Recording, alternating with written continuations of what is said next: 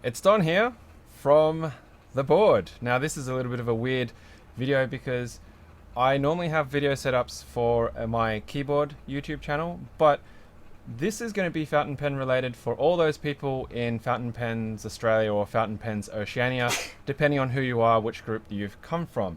Now, I've only been in fountain pens for probably about a year now, and I've gone straight into the deep end, which is perfectly fine with how I delve into hobbies. But last night there was a really interesting discussion on Facebook, which was all about left-handed nibs, because somebody had asked about it. And I had said that left-handed nibs, you can get them for Lamy pens, and according to a Goulet Pens article, they were a legit thing. However, there's a bit of, I suppose, debate about whether they actually are cut differently and produce a different feel. One of the members of the group said that, in 50 years of them writing as a left-hander, there are no such thing as left-handed nibs, and they all feel the same, and it's just marketing BS. Now, putting a bit of trust and integrity into Goulet Pens reviewing and article writing, they describe that the nib has a different shape. However, they are very open and admitting to the fact that people will experience different things. Your mileage may vary depending on your writing style, as some may feel some difference and others may not. So, I have a left-handed Lamy nib. I'm not left-handed. I bought it because I was trying to, shall I say, encourage a colleague, a friend of mine, to get into fountain pens. I supplied him with a, what did I give him? It was a cheap pen. It was a cheap pen, and it was a $2 Daiso actually to start with, and he bent the tines on the nib. He killed it, right? But I bent it back, and he was really apologetic. But he used it for a little bit longer until the ink ran out, and then I upgraded him to another pen, and it was like an $8 pen. I think it was a Pilot, the one with the clear body. He still has it. And he was looking for a different pen. I went, well, you can try this Lamy Safari that I've got, but I've got a left-handed nib because supposedly this might help you write better. In the end, he tried it, and he actually couldn't write with it because he writes with a upside-down hook. So his style of writing is this, and he writes like this. And so, in a way, it's a little bit weird in that the nib is probably designed to write like this, but he writes like this. So it was in the opposite direction that the nib was designed for.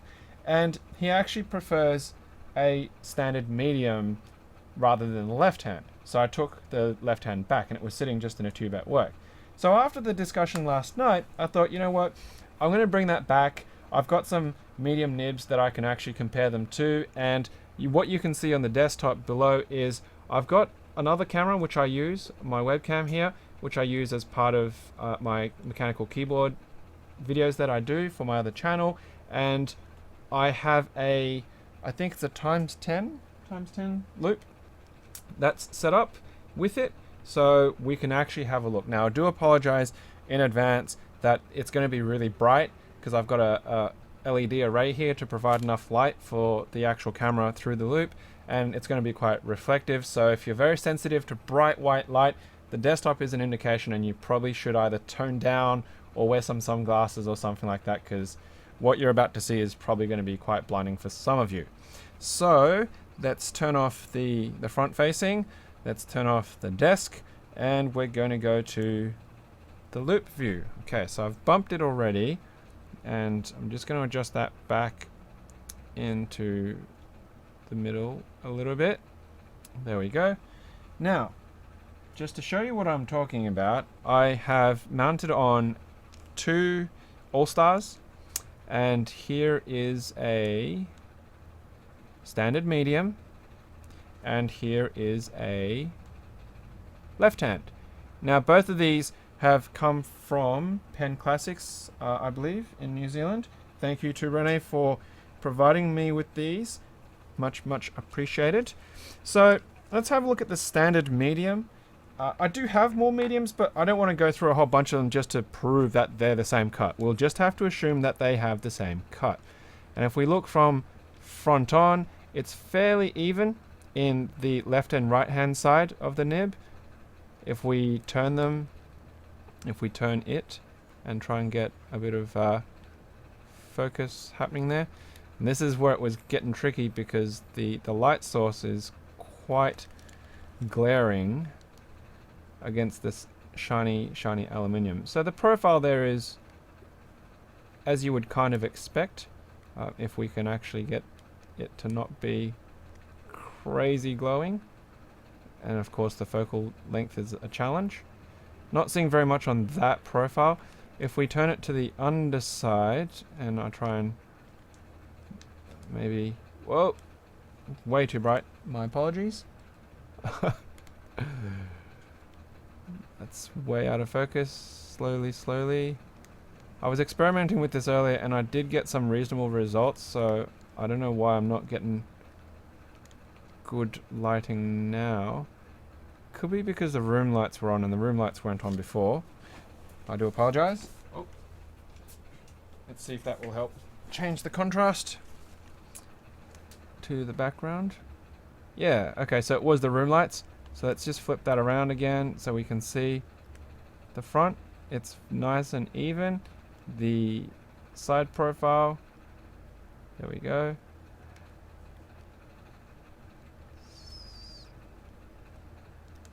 And then the underside. Okay, so the top of it's reflecting because that's that angle that's cut to provide the actual sort of tip angle. But you can see it's quite even on both sides. Now if I rotate that forwards, that reflection disappears.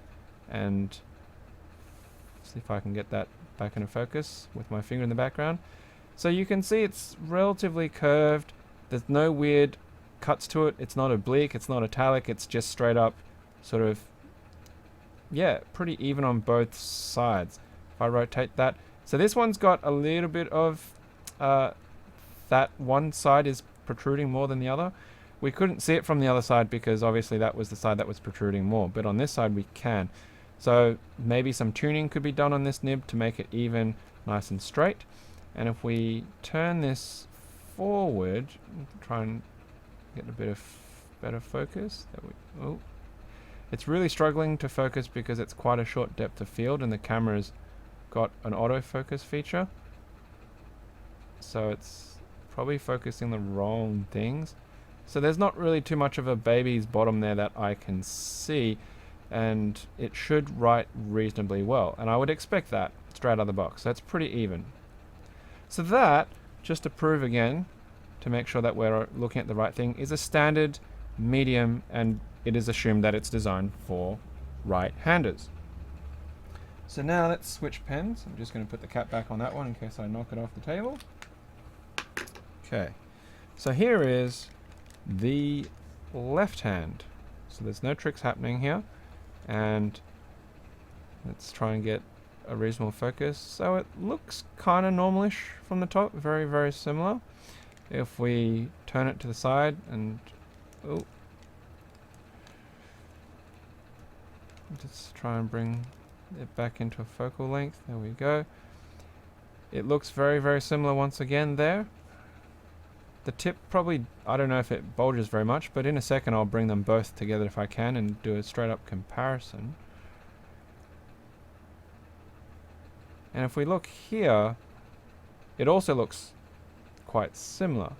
So if there is any differences, it is indeed very, very subtle, at least from this cursory examination.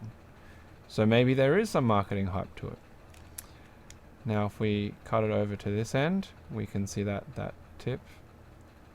It's pretty even. It's not very much sort of height distance between them. And if we go to the front view, we can see it's also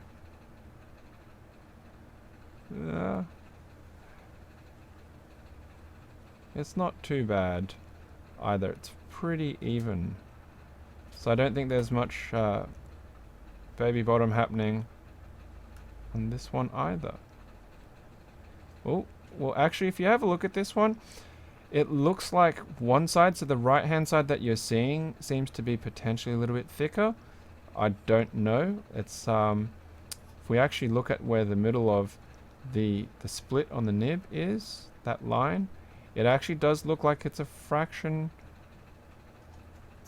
bigger on the right hand side of this nib. So the left hand side that you're seeing right now, so when you write with it, is actually the right hand side, because it's opposite view right now, actually seems to be a little bit potentially thinner. It's very, very hard to tell because we're talking quite a small object. If we come back again to this view, well, now that we've got a bit of contrast against my finger, and you have a look very closely at that center line, it actually is off center. It actually looks off center. So the right hand side now that you can see actually has a different angle. It's very subtle. So before, when I had a first look at it, I didn't even notice it. And now you can see the curvature. It doesn't round off. It's a lot straighter. But how much of that is deliberate and how much of that is just incidental from manufacture? I actually don't know. I couldn't tell you that. So let's keep this in play, and let's get the right hand nib up as well. So there's the left hand nib. I'm just going to move that to the left, and the right hand nib is going to be on the right. So there's left hand and there's right hand, and we'll put them both up against my finger, and let's bring them into focus and have a look. So these are mostly new. So this right hand one's never been inked. This left hand one's been inked once, and probably about 4 or 5 sentences written with it. So there's very much no wear against it. But interestingly enough, if we have a look at them, that right hand nib is definitely more evenly rounded. It's more centered compared to that left hand nib. That right hand edge of that left hand nib has a different cut, has a different roundedness to the other edge. Now this is only a sample size of 1, so you can't make a lot of conclusions without looking at a lot of them. Now, can you see any difference there? So I'm just asking my wife, who's looking over my shoulder onto the screen as I record this. And so the one on the right hand side is a right hand nib. If you look at the actual shape of the tip in relation to the center line, and if you look at, so the left hand side is more squiggly, isn't it, on one side than the other? It's off center. Yeah? They're slightly different. Yeah, so even my wife having a look at it now, because, okay, so I don't know what kind of size screen you have that you might be viewing this with, but I'm looking at this on a 2K 27-inch monitor, and it's blown up really big, so it's quite obvious to us. But if you're looking at this from a much smaller screen or a different resolution, it may not be necessarily as obvious. Now, I'm going to go out on a limb and just say there is a difference in the way that the nib is shaped. So once again, I'm just going to flip around. So it's still left-hand nib on the left-hand side, right-hand nib on the right-hand side. Let's look at it from underneath. But I'm going to go out on a limb and say there is actually a difference in how these nibs are shaped. It's very hard to tell on this angle because of the actual curvature, the bulge on this. But if you look on the right-hand side, it's quite even with how the reflection is on the 2 dots. So they're quite even. Whereas the left-hand side, it doesn't look as even.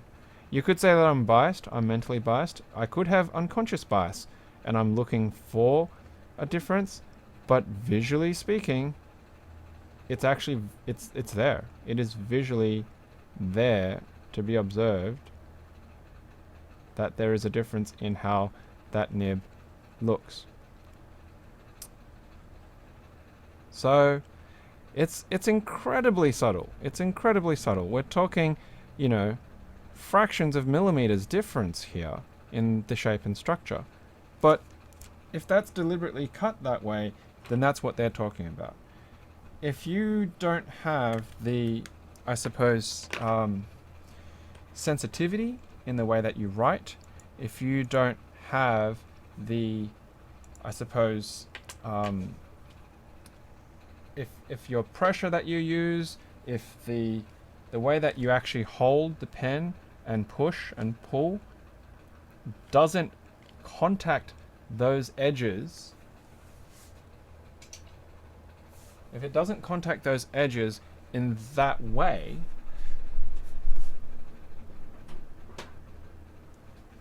then you're not going to see those differences.